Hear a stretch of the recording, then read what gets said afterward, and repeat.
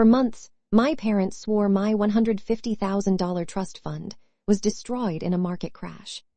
My mother would dab her eyes with a tissue, and my father would let his voice crack when they talked about the loss. At my brother's grand tech launch in Los Angeles, he toasted to our parents' genius investment in front of 200 wealthy investors. Meanwhile, I could not even afford my master's tuition. They thought I was just a naive daughter. But I am an independent auditor. I did not scream. I calmly walked to the AV booth and projected their forged bank signatures onto the massive main screen. Before I reveal how fast those investors ran welcome back to my channel. Drop your age in the comments and let me know if you have ever survived a toxic golden child. Make sure to hit subscribe. My name is Olivia Cecilia. I am 28 years old. I spend my days auditing mid-size corporate mergers in Los Angeles. Right now I am paying down $60,000 in student loan debt. But 3 years ago, my financial picture looked very different. On my 25th birthday, my parents Richard and Susan invited me to their home for dinner. They sat me down at the kitchen island. My mother poured coffee her hand, shaking slightly as she dabbed the corner of her eye with a paper napkin. My father slid a manila folder across the granite counter. Inside was a single printed sheet. They told me the trust fund my grandfather set up for my education had been wiped out. $150,000 gone in a matter of weeks. My father rubbed his face heavily and let his voice tremble as he spoke about the harsh realities of investing. I believed him. At the time, I was sleeping 4 hours a night, studying for my CPA exams, and working full-time. My brain was fried. I wanted to trust the two people who raised me. So when my father handed me a pen and asked me to sign a standard liability waiver to close the empty account, I did not read the second page. I signed my name. That signature legally relieved them of providing me with any further financial disclosures. That was my mistake. I own it. Because of that signature, I took out high-interest federal loans to finish my degree. I worked weekends. I ate rice and beans. While I tracked every dollar I spent, my older brother Julian was building his empire. Julian is 31. He has always been the visionary of our family. He talks in quarters and scaling opportunities. My parents viewed Julian not just as a son, but as an investment. They genuinely believed his ideas would generate wealth for the entire family. They justified giving him everything because he carried the legacy. If he succeeded, we all succeeded. That was the unwritten rule in our house. Julian moved to Los Angeles and launched a tech startup called Auditor. He hosted a small lunch party at a local restaurant. He wore a designer suit. He bought drinks for everyone. I sat in the corner drinking tap water. I felt a knot tighten in my stomach. I went home and opened my laptop. I pulled up the California Business Registry. I searched for his company. Auditor was officially incorporated exactly 21 days after my parents sat me down at that kitchen island. 21 days after my grandfather's money vanished into thin air. I did not cry. I did not call my mother to yell. I am an auditor. I deal in ledgers and timestamps. I took a personal day from work. I drove to the county records office. I filled out the forms to request the original deed of trust. I waited 3 hours in a plastic chair. When the clerk handed me the copied pages, I took them to a quiet coffee shop. I traced the asset history line by line. The trust was not liquidated in a market crash. The funds were transferred into an unlisted shell company, a limited liability corporation registered under an obscure name. The pieces were starting to align. My family had not lost my foundation. They had relocated it. I began a clinical forensic audit of Auditor. There were no convenient hacker tricks. Real accounting leaves a paper trail. I spent agonizing weeks pulling publicly available SEC Form D filings and cross-referencing California business registries. I sat at my kitchen table night after night, staring at spreadsheets. My apartment was quiet, except for the sound of my own breathing and the hum of my refrigerator. I traced every public transaction associated with my brother. I looked for asset transfers, real estate acquisitions, and corporate registrations. I mapped out the entire financial architecture of his new company. At my firm, a senior partner named Marcus quickly warned me that using company resources for a personal investigation could result in disbarment and immediate termination. To protect my license and my income, I agreed to rely solely on public disclosures accessed from my personal computer on my own time. This frustrating delay forced me back into the one place I wanted to avoid: my parents' house. I attended a tense Sunday dinner. The drive to their suburban neighborhood felt longer than usual. The weather was heavy, with rain beating against my windshield. When I walked through the front door, the house smelled like roasted chicken and lemon polish. It was the smell of my childhood. A childhood where Julian was always the center of gravity. He was the firstborn son. He was charismatic and loud. I was the quiet maintenance child. My role was to stay out of the way and handle my own problems. We sat at the dining room table. Julian was visiting for the weekend. He spent the first 20 minutes of the meal loudly explaining his new venture capital strategy while checking his phone. When I tried to speak about my auditing exams, he cut me off mid-sentence to show our father the heavy silver Rolex on his wrist. He bragged that he expensed it as a corporate networking asset. I sat quietly looking down at my plate of roasted chicken, knowing I had eaten nothing but cheap rice and beans for a month. My father Richard looked at Julian with quiet pride. He justified the lavish lifestyle. My father looked at me and explained his philosophy. He stated that sometimes resources have to be consolidated behind the horse that can actually win the race. He called it a pragmatic family investment to secure the future for all of us. He genuinely believed his actions were noble. He thought he was building a legacy. I focused on my breathing. I kept my face perfectly still. I asked my mother Susan about the old mutual fund. I requested the loss statements from 3 years ago. I told her I needed them for tax deduction purposes to offset my current student loan interest. My mother stopped cutting her food. She deflected the request immediately. She asked why I could not just move forward and focus on the positive things in life. She told me the past was in the past. I did not push the issue. Pressing them would only raise suspicion. I finished my meal in silence. After dinner, my father asked me to fetch his reading glasses from his home office. I walked down the hallway and entered his study.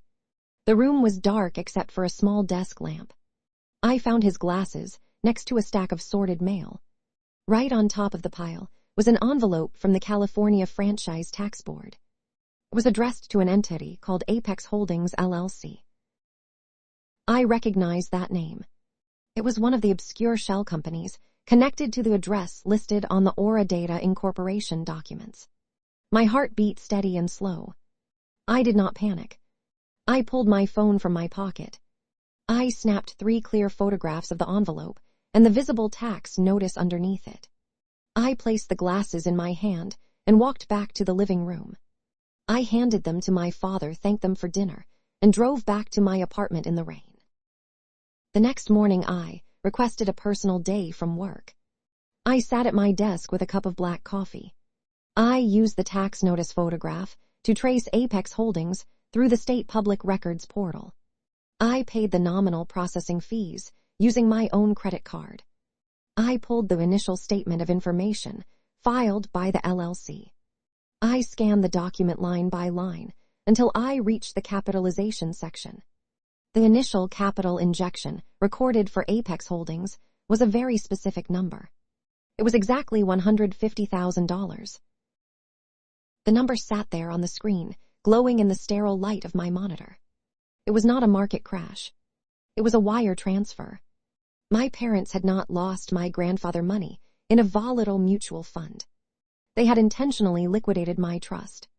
They had moved the exact total into a shell company controlled by my father. And then they had funneled that exact amount into my brother's startup. The betrayal was no longer a suspicion. It was a documented financial fact. But a public tax record was not enough to confront them. It proved the money existed. It did not prove how they bypassed the legal protections of my trust account. The bank would never have authorized a 6-figure wire transfer from an irrevocable trust without the signature of the primary beneficiary. My signature. I thought back to that night 3 years ago at the kitchen island. I remembered the liability waiver my father handed me. I remembered signing the second page without reading it. They had not just lied to me. They had committed financial fraud. They forged my authorization to drain the account before handing me that waiver to cover their tracks. The realization hit me like physical weight. The people who taught me how to walk had stolen my future to buy my brother's success. I realized I could not just walk away from this. I needed the original bank transfer authorization form. I needed the document with a forged signature. But that document was locked inside the vaults of a national bank. A bank that would only release it under a direct court order. I did not need a court order to get the truth. I am the named beneficiary of the irrevocable trust. That gave me direct legal rights to the account history even after it was closed. I took a half-day off from work and drove to the main branch of the national bank. I brought my driver license, my birth certificate, and my social security card. I sat in a glass office with a branch manager. I requested a full transaction pull and the original transfer authorization form. He typed on his keyboard for 5 minutes. The printer in the corner hummed to life. I paid a $35 administrative fee. I walked out to my car and flipped through the stack of warm printed pages. Page 4 held the transfer authorization form. Meanwhile, my brother Julian was accelerating his public success. His startup had attracted the attention of a major angel investor syndicate. They were finalizing a funding round that would inject millions into Aura data. To celebrate the closing of this round, Julian organized a lavish launch party at a luxury hotel in downtown Los Angeles. He invited 200 venture capitalists, industry executives, and potential partners. These specific investors were known for being highly conservative. They valued stability, long-term planning, and clean public relations. Julian had a documented history of reckless financial behavior in his early 20s. He needed to present a picture of grounded family support to reassure the investment board. That is why I received a heavy cardstock invitation in the mail. My mother sent me a text message instructing me to wear a conservative dress.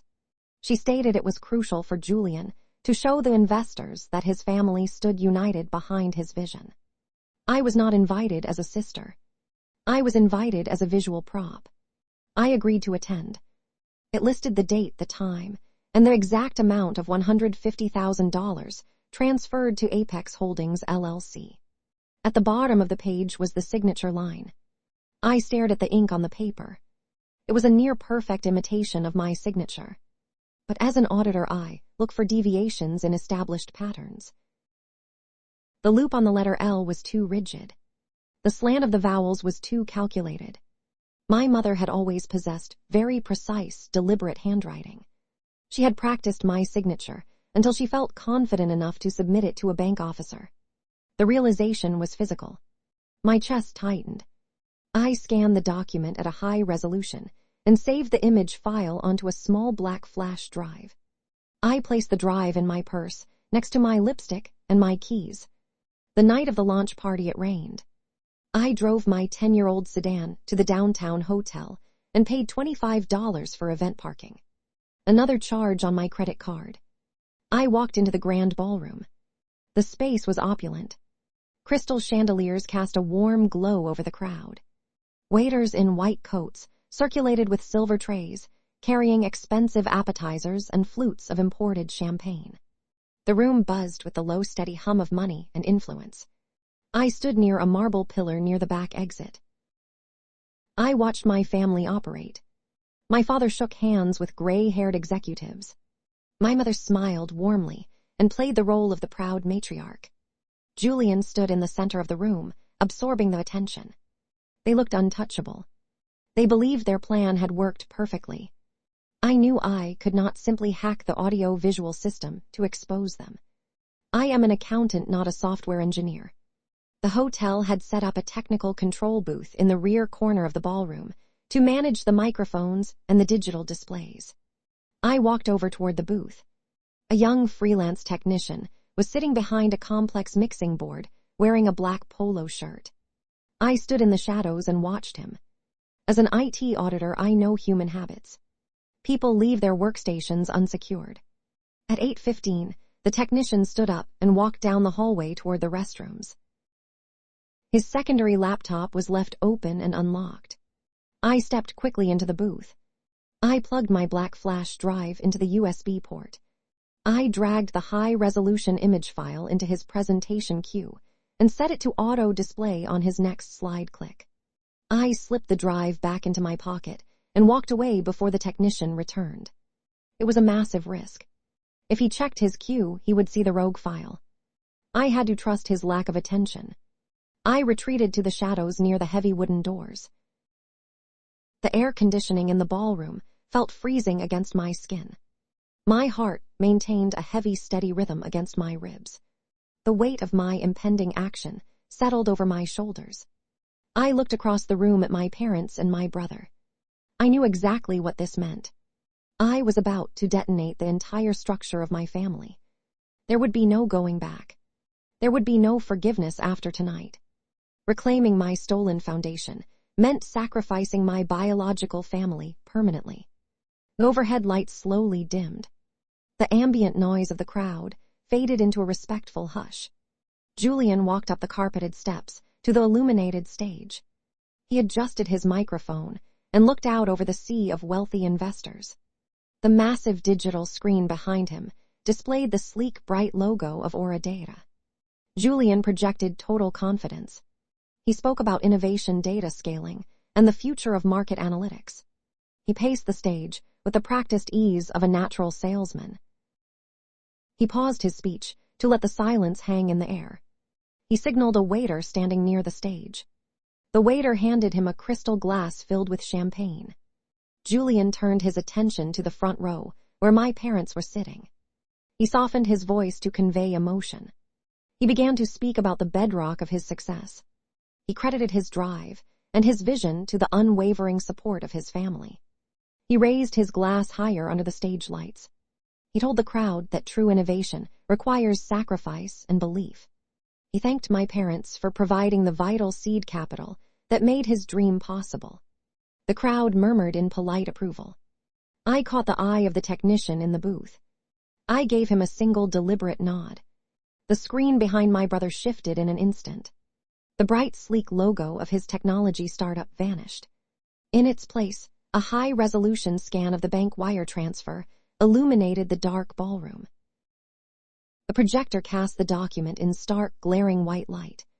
Every detail of the financial betrayal was magnified 20 feet tall. The routing digits, their exact date, the specific sum of $150,000.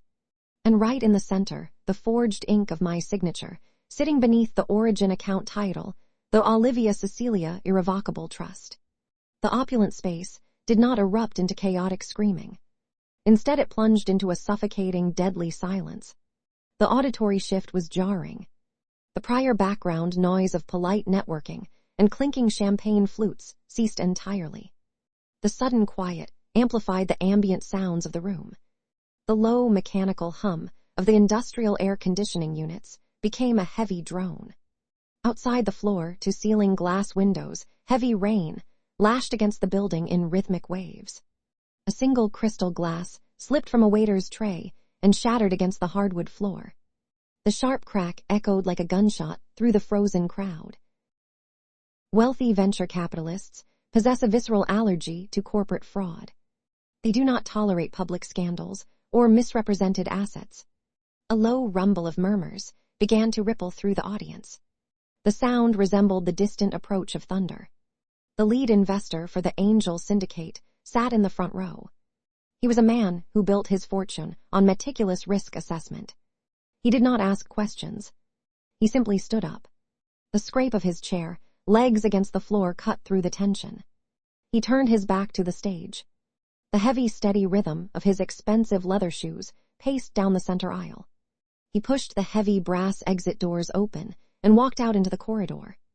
The heavy doors swinging shut signaled the immediate death knell for the series of funding round. Up on the stage, Julian stood paralyzed under the harsh spotlights. His chest heaved rapidly. The microphone in his hand picked up the sound of his ragged, shallow breathing and broadcasted it through the overhead speakers. He looked over his shoulder at the massive projected evidence. His golden child persona dissolved in real time. He dropped his hand. The microphone produced a piercing squeal of auditory feedback before slipping from his grip.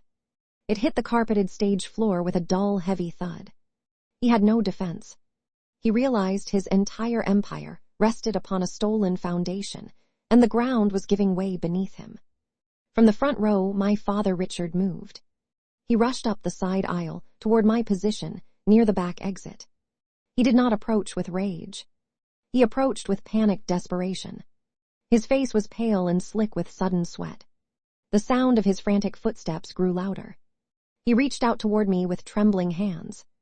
His chest rose and fell in jagged, frantic gasps. His mouth opened wide, but he produced no words.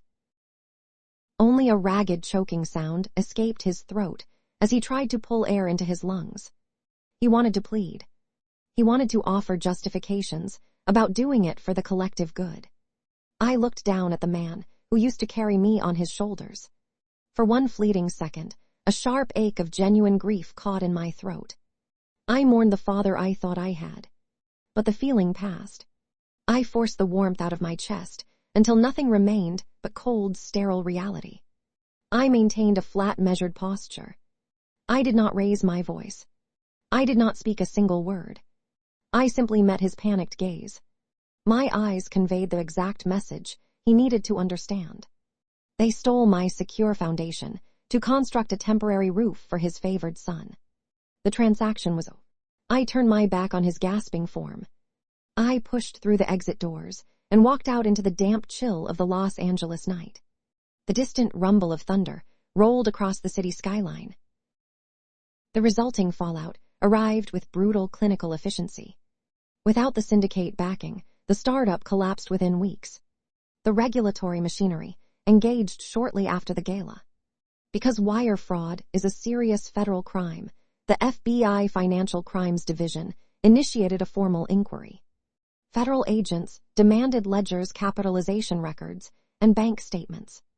They discovered Julian had severely misrepresented his seed capital origins to government entities.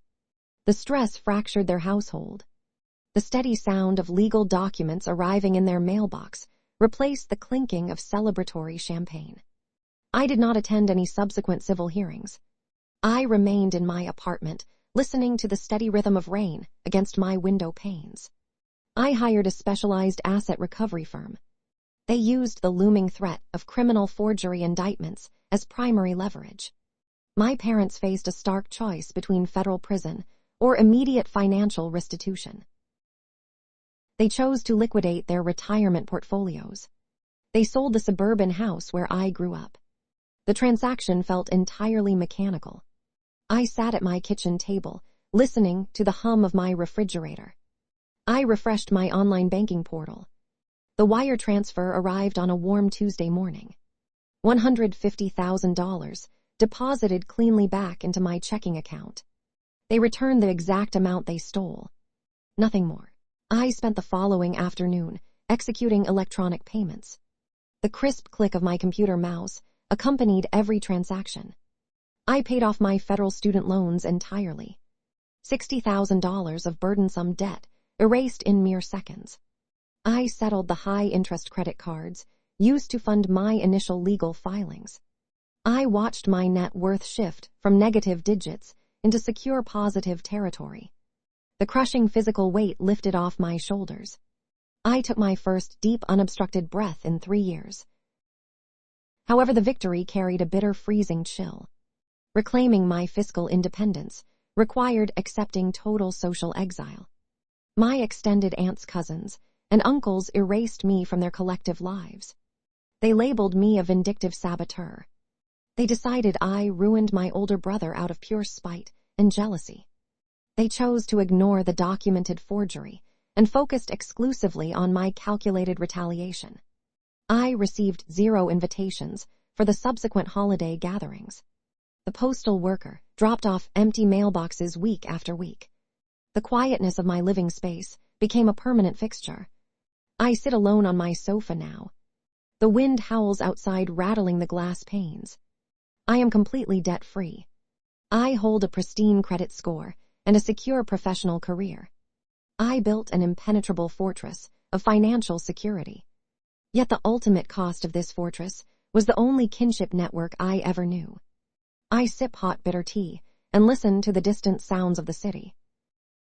The traffic hums far below my window. I am safe. I am solvent.